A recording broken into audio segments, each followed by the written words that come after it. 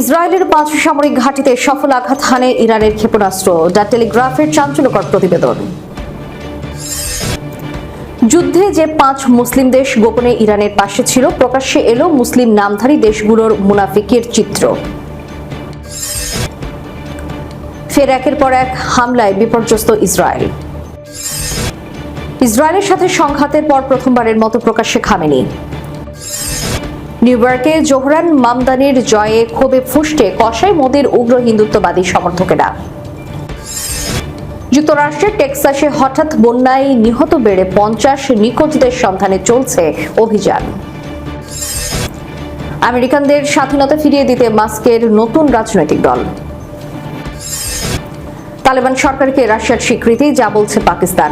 ইসরায়েলের সংঘাত শুরুর পর প্রথমবারের মতো জনসম্মুখে উপস্থিত হয়েছেন ইরানের সর্বোচ্চ ধর্মীয় নেতা আয়াতুল্লাহ আলী খামেনি। ব্রিটিশ সংবাদ মাধ্যম বিবিসির প্রতিবেদনে এ তথ্য জানানো হয়।